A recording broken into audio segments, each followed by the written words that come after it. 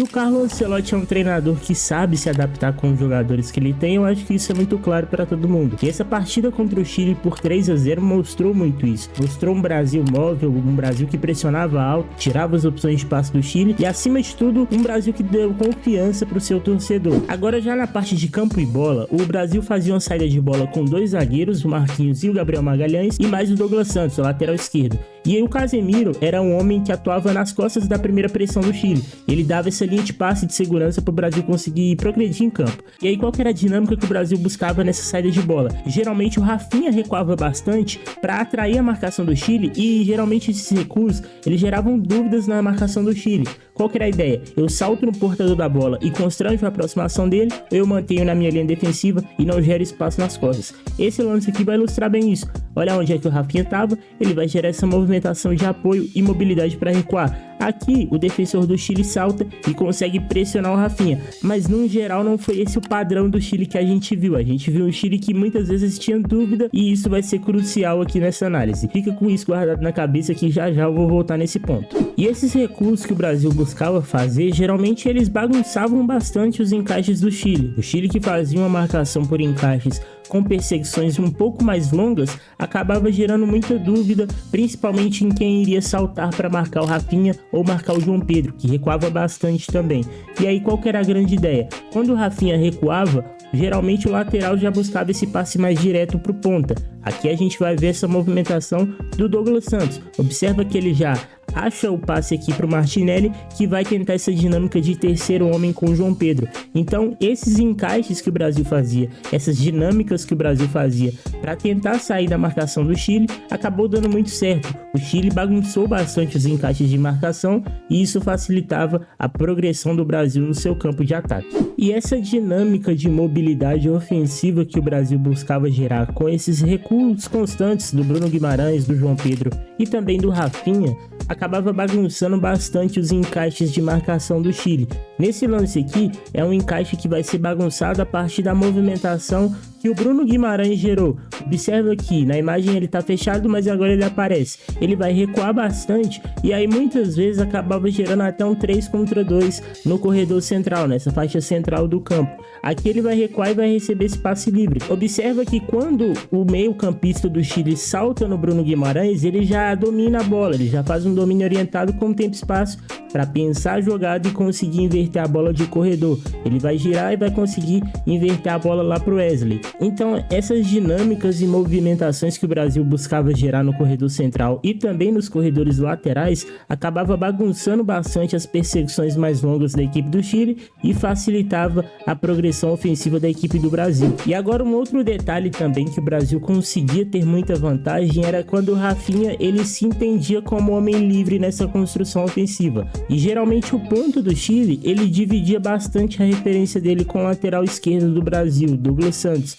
Observa que aqui embaixo na imagem, olha como ele está observando a bola, mas também cuidando para o Douglas Santos não escapar nas costas dele e virar uma sobrecarga de 2 contra 1 contra o ala do Chile. Então o Rafinha, ele possuía esse entendimento que ele era um homem livre nessa construção e mapeava bastante a jogada, se apresentava no entrelinhas para receber essa bola com tempo e espaço, e aí acabava acontecendo a seguinte movimentação: ele se entendia como homem livre, o passe era conectado para ele e quando esse passe conectava, ele sempre buscava atacar o meio espaço ou também atacar a profundidade com a movimentação de outros jogadores. Aqui ele vai tentar um lançamento, por mais que a jogada não vai terminar em gol ou em alguma finalização perigosa para a equipe do Brasil, a dinâmica da jogada e a principal ideia estava exatamente aqui. E o Brasil também nessa partida foi um Brasil de várias camadas. É interessante ver como que o time já ganhou uma cara nova com Carlo Ancelotti. Eu acho que uma das principais preocupações do torcedor brasileiro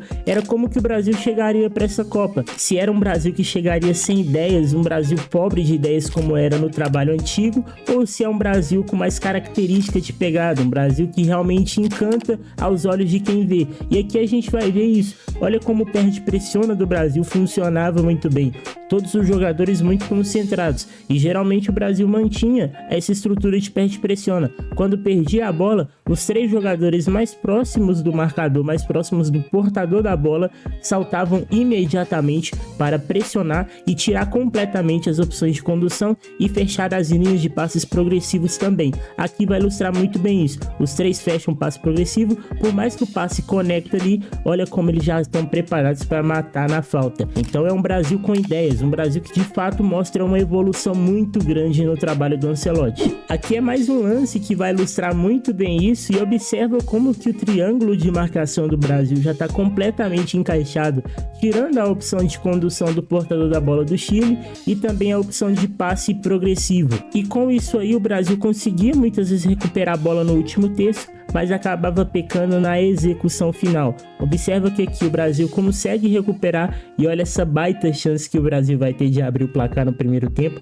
mas que vai acabar pecando na execução no terço final. E aí, quando o Chile também tentava avançar em campo, quando recuava a bola para o goleiro, geralmente o Brasil marcava com uma inferioridade numérica por esse corredor. Geralmente o João Pedro ele era forçado a marcar os 2 zagueiros, e muitas vezes também ele tinha que pegar até o goleiro nessa construção inicial do Chile, e aí acabava acontecendo que gerava um homem livre na inversão, que geralmente era o lateral do Chile. Mas o Brasil tinha uma vantagem muito grande, que quando a bola chegava nesse lateral, o Wesley ele fazia essa abordagem com o apoio de mais 2 jogadores, e esse lance vai ilustrar muito bem isso. Observa que o goleiro conduz essa bola, inverte de corredor, e aí o Wesley imediatamente salta para constranger o portador da bola e não deixar ele ter tempo e espaço para conseguir pensar a jogada. Quando a bola chega nele, os 2 jogadores mais próximos, o Estevão e o Bruno Guimarães respectivamente, já vão pressionar imediatamente o portador para ele não conseguir conduzir. Ele vai tentar avançar pelo meio, e aí o Brasil consegue recuperar a posse de bola e ter mais uma vez uma tentativa de ataque posicional. E aí eu fiz questão de detalhar todos os encaixes para vocês conseguirem entender como que era vantajoso o Brasil fazer essa marcação. Tirava completamente a opção de condução do portador da bola, forçava um lançamento longo, e aí no lançamento longo a gente tinha uma solidez defensiva muito grande. Observa que aqui a gente tem esse 2 contra 1 que eu citei agora há pouco. Na linha defensiva, o Marquinhos geralmente e o Gabriel Magalhães ficavam responsáveis por pegar um jogador da equipe do Chile, e aí sempre sobrava um zagueiro, que geralmente era o Gabriel Magalhães, e aí pelo alto o Brasil levava vantagem e conseguia impedir essa progressão da equipe chilena na sua saída de bola. E olha como que o gol do Brasil saiu, um gol que foi completamente tático, com movimentações exatamente as quais eu tinha detalhado aqui nessa análise. Quem tá recuado aqui agora, que recuou como esse falso 9, é o João Pedro, e observa quem tá no encaixe dele, exatamente o zagueiro do Chile. A perseguição um pouquinho mais longa, mas aí o que acontecia? Os jogadores do Chile tinham muita dúvida de quem pressionava. Observa que aqui o zagueiro já não faz a cobertura do João Pedro, ele é um homem livre nessas jogadas de construção. A bola vai chegar no Douglas Santos, que, como eu detalhei para vocês, o ponta do Chile ele dividia a referência entre a bola e o Douglas Santos, e também o marcador mais próximo dele. E aqui o João Pedro ele vai ser o homem livre nessa jogada. Quando a bola chega no Douglas Santos, o João Pedro ele se entende como homem livre, e aí aqui vai acontecer uma dinâmica que a gente chama de dinâmica de terceiro homem.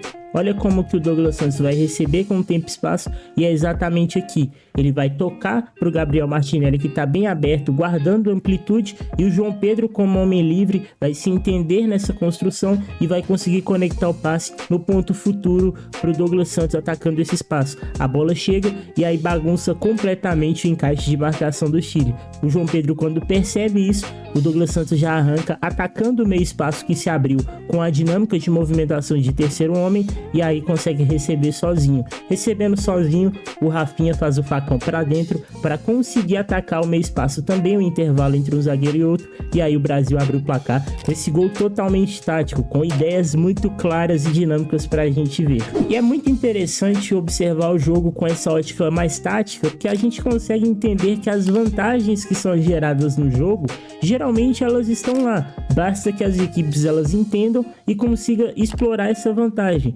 Observa que aqui nesse lance é justamente quase o mesmo lance que eu detalhei para vocês agora há pouco, do Rafinha se entendendo como homem livre nessa construção do Brasil, o lateral dividindo a referência do ponta da equipe do Chile, e aí quando o passe conecta no Rafinha, ele já vai fazer esse domínio orientado, tirando do marcador e conseguindo a condução no campo. E aí é justamente esse ponto. Ele encontra o passe para o Martinelli, que vai conduzir para dentro e vai tentar essa finalização. Pecava um pouquinho talvez na execução do terço final, mas é muito interessante a gente observar como que é um Brasil com ideias e não um Brasil engessado, preso a um único sistema só. Agora, olha como que aconteceu o segundo gol da equipe do Brasil. É exatamente a mesma dinâmica do primeiro gol. O Chile tinha muita dificuldade para marcar essa dinâmica de terceiro homem que o Brasil conseguia gerar. E aí, novamente, eu tenho que destacar o bom trabalho que faz o Carlo Ancelotti. Talvez o Brasil agora já esteja no nível mais pronto para chegar nessa Copa do Mundo. Tudo bem que a gente precisa ponderar que a equipe do Chile fez uma eliminatórias ruim,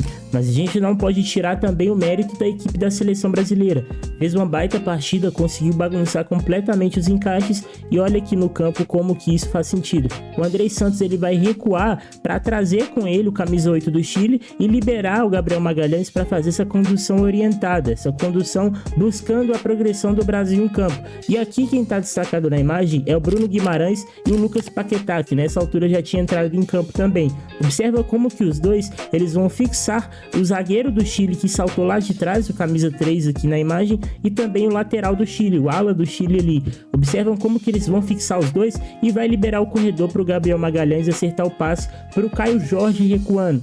Caio Jorge que não fez gol, mas fez um papel fundamental nessa construção aqui do Brasil. Ele vai recuar como esse falso 9 e novamente a dinâmica de terceiro homem. Ele vai tocar para o Lucas Paquetá na imagem para atacar o ponto futuro. O Paquetá vai encontrar o Luiz Henrique e aí dessa forma vai ser construído aqui o segundo gol do Brasil. Lucas Paquetá atacando a profundidade sozinho, sem marcação. O Luiz Henrique vai acabar achando o cruzamento para o Paquetá finalizar para o gol. Um gol muito importante para o Paquetá que ficou um tempo fora e sem sombra de dúvidas foi um jogador muito importante quando entrou. Acho que o Brasil vai criando um repertório, vai criando talvez um time ideal para chegar nessa Copa do Mundo forte. E novamente eu queria mostrar para vocês como que os encaixes do Brasil eram muito bem realizados e como que a pressão funcionava nessa partida. A marcação-pressão aqui do Brasil encaixa totalmente tirando as opções de passe.